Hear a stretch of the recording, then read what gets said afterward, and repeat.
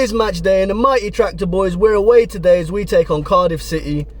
Before we get into anything, we've got to give the shout out, massive shout out to Angel Care Homes for all your care needs in the Black Country and Birmingham area. To Mark Darcy for all your formal menswear needs. I already told you they're quadruple winners, only ones to ever do it. And of course Desi Ballers, highlighting all South Asians at all levels in the beautiful game. But let's get into it then. I think it'll be an interesting game today. If you look at Cardiff's form over the last 5 games, it started off with a loss, a draw, and then them last 3 games have all been wins. So they should be confident. In terms of their team and what we're expecting, I don't really know too much about Cardiff, if I'm being honest. We obviously know they've got Aaron Ramsey, but I don't think he's been playing lately and maybe an injury. I know they've got that NG, the right back or left back. And I can't remember who it was in League One we seen him playing against. It might have been Doncaster or Crewe. I think it might have been Crewe. And he looked tidy player then. And I remember when there was rumours about him going, it was a player I was hoping we would go in for. But certainly he looks like a good tidy player, gets forward, has got a good cross on him. So it'll be interesting to see how they do there. They're quite a big physical team as well. They get quite a few goals from set pieces, I believe. So it'll be quite interesting to see how we fare against that. And obviously they've got Mark McGuinness, who we all remember from Town. I don't know if he's playing at the moment, but I know when he did sign for him initially, he seemed to have a decent start to his career at Cardiff, but obviously that was under Mick. And I think Cardiff City fans feel the same way as we do about Mick McCarthy. So let's get into some team predictions then. For me, I think it's a given. Hladky's going to keep his place. He's been quality so far. Davis, arguably man of the match for some people in midweek and got the winner. Good to see him scoring. Centre backs, like I said, it's going to be an aerial battle. Cameron Burgess has to come in with Wolfie. Very good partnership. And right back, I think Axel struggled midweek. So I think, if you're looking at Harry Clark, he's doing well lately. He's arguably our number 1 right back. He looked like he's back to full fitness. You bring him in. Midfield, I think it's a given. Go with the tried and tested partnership of Mas and Sammy. They really will control that midfield today, hopefully. And then I think I'm hoping that we saw Broadhead was out, but I think he should be fit today.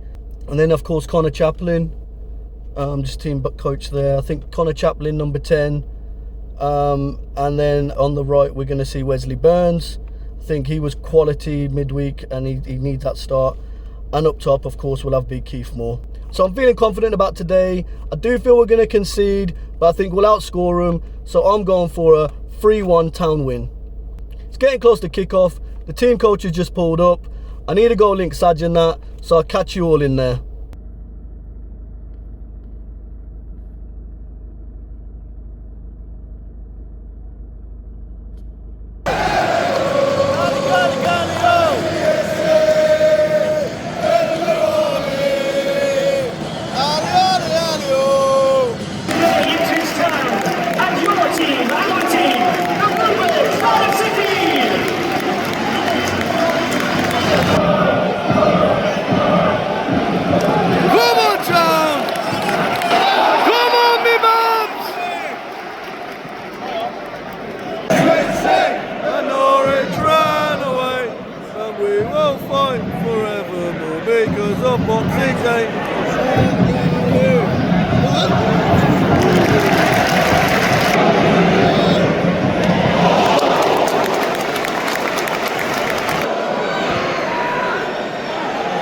Good head.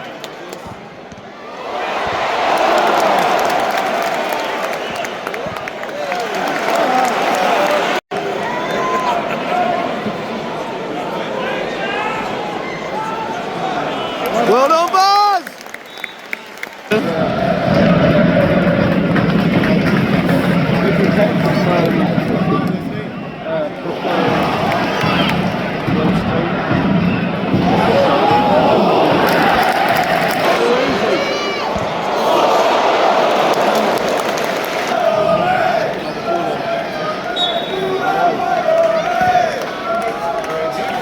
Good head.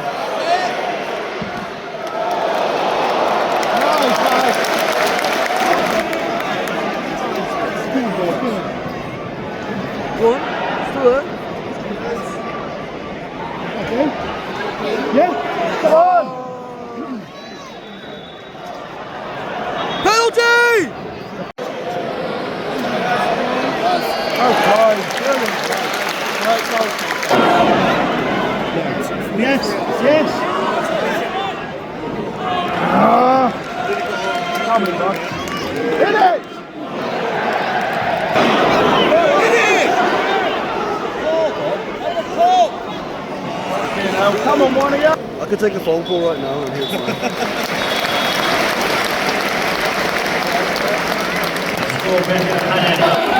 Come on, me man!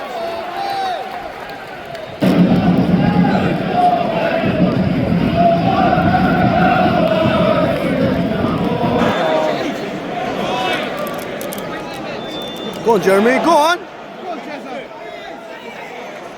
Well done!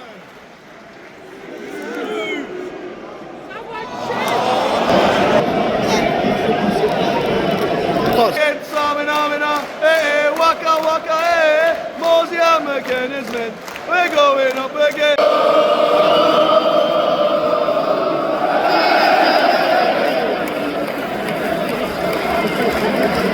We're going up again. Samina, waka waka, Mosey and McKenna's men. We're going up again. Samina, waka waka, Mosey and McKenna's men. We're going up again. 1-0.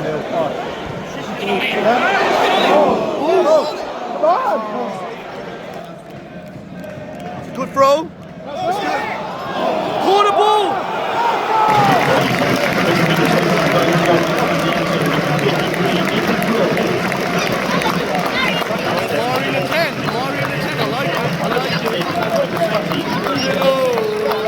Jeremy Sarmiento.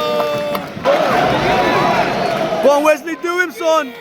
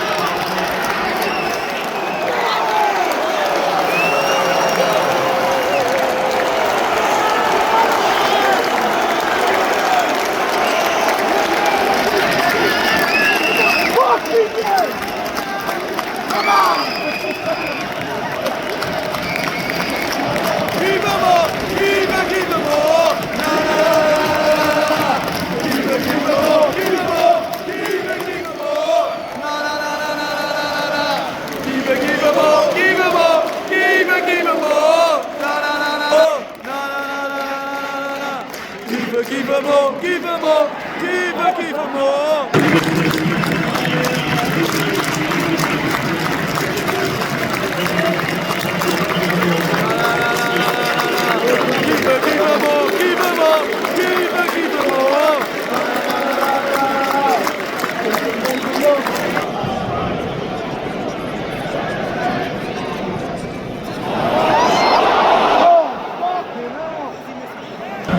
Stop the cross.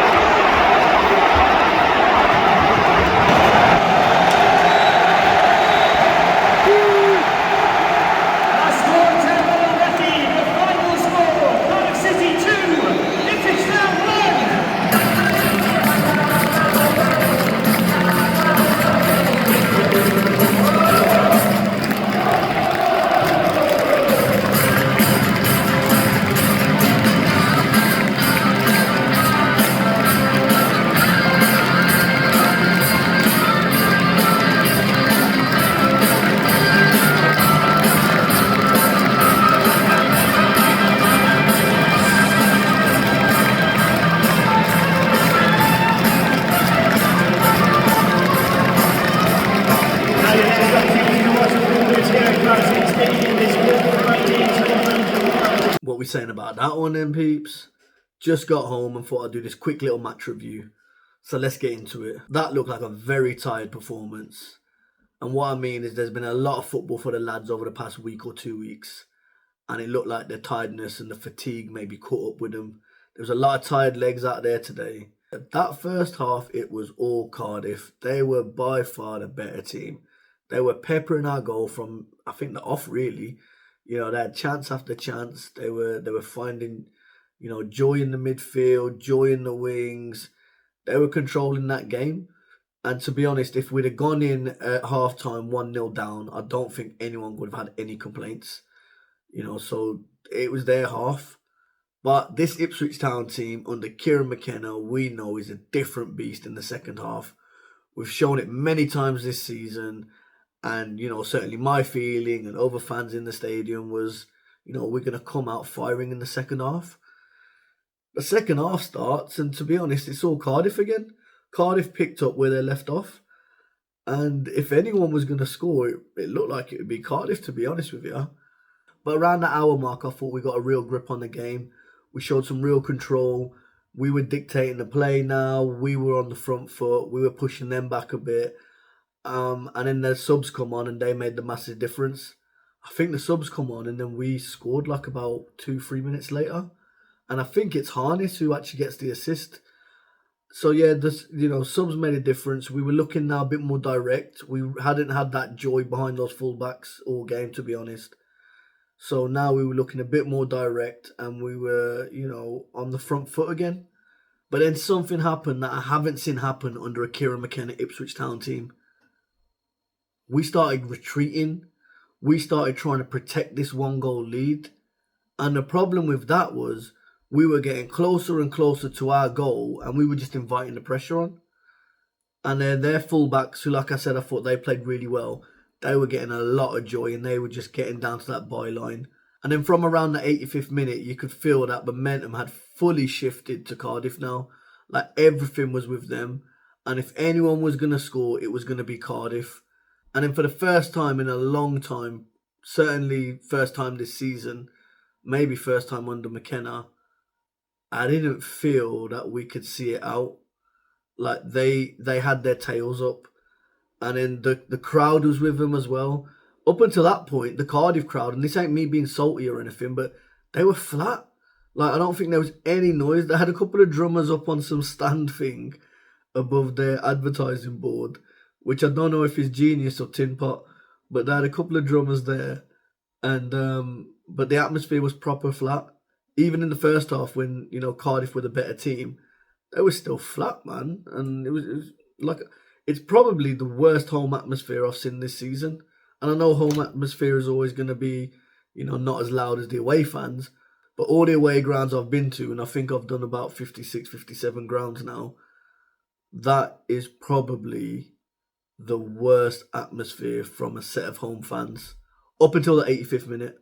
At that point, they were behind their team, and I rate them for that. You know, they got behind them. They could sense it as well that, you know what, we could nick something here. And then when the goal comes in, again, inviting the pressure on, the man's fired it through some bodies or whatever. It's just, I say it before, it's sloppy defending. We're not clearing our lines. If you look at all our goals that we concede, it's not through individual brilliance. It's more us gifting them chances. And that's exactly what happened with both of these two goals. We don't clear our lines. So obviously the first one, the man just fires it through, and you can't really blame Hladky for that. You know, there's a sea of bodies in front of him. He can't do a lot about that. And then the second goal, a few people by me were saying, oh, they thought it was a foul in the build-up, and they thought that, you know, we should have had a free kick. I didn't really see it, and I didn't really check the highlights, so I checked the clips out in a bit. The bottom line is, the ball comes in, we have a chance to clear our lines and we don't. We should be clearing the lines, so that's our mistake. So overall, I think it was a fair result. I don't think any Town fan can really have any complaints about that. Credit to him, I thought there's a bit of a mid-table team, probably wouldn't be, you know, eye on the prize today, but, you know, you never know. There might be a little dark horse for the top six. Certainly if they play like that, and now that's, 4 wins on the spin for them, so Maybe they're cooking at the right time. Who knows? So let's get into some individual performances then. So defensively, like I said, it's sloppy mistakes. But I actually thought Wolfie and Burgess did well today. I said earlier I thought Burgess would have to be on his game to deal with the aerial threats. And I think he did that. You know, he headed everything, he cleared everything. He was probably one of the strongest players on the pitch today. And Wolfie, he's had a bit of critics lately, but I don't know why. I thought he'd put a solid performance in today. Leaf, I don't think he really got a lot of license to get forward in the first half. He had a few opportunities in the second half as well, but you know, again, like I said, he's going to be someone that's definitely affected by fatigue and tired legs. If you think about, there's no subbing Leaf Davis off. He plays all 90 minutes. Sammy, again, trying to drag the team up as well. Like I said, first half, I don't think people were at the races, but he was still showing. And to be honest, I don't think there were enough people showing for him as well. But he certainly showed up. Starboy, I thought Amari did well when he come off the bench. Again, very direct. He had a really good chance where he almost killed it top bins. That would have been a great goal. And then for me, man of the match is one man and one man only. Scored on his return, Mr. Big Keith Moore. Took his goal very well, great finish. But I thought, you know, his physicality, his knockdowns, you know, his real kind of presence in the air, if you like, you know, it was a real good performance today. He was up against two big centre-backs and he didn't let them bully him. He won all the headers, he got the seconds. There was a time where once or twice maybe where he overran it slightly, but you know, other than that, it was a great game from Big Keith. So in terms of what that means for us now, it don't really change anything. Yes, we're behind Leeds, but there's going to be more twists and turns in this season, and I think it could go down to the wire. But like I said before, we need to concentrate on our own game, stay in our own lane, and the rest will figure itself out. One thing I will say is let's put it all into perspective. At the beginning of the season, did you think that we would be in touching distance of the automatics with 9 games to go? Not even the most optimistic town fan would have thought that. So, you know, this group of players, this team has achieved something fantastic. Please, let's not get disheartened and let's not get on top of them and be all moany and shit. I know a lot of you like to go on Twitter with your 240 characters, talk a lot of shit. But this team is something special. If we get the right response, then believe me, we are going up. Before I check out, don't forget, we're still running that competition for the signed Ipswich Town Top. It's that third shirt, the blackout one. I'll put the details in the description. But all you need to do is subscribe to this channel. And once we hit 1,000 subscribers, I'm going to give it away to one random follower. So yeah, man, make sure you subscribe. If you do already, love, thank you so much. And I'll catch you in the next one.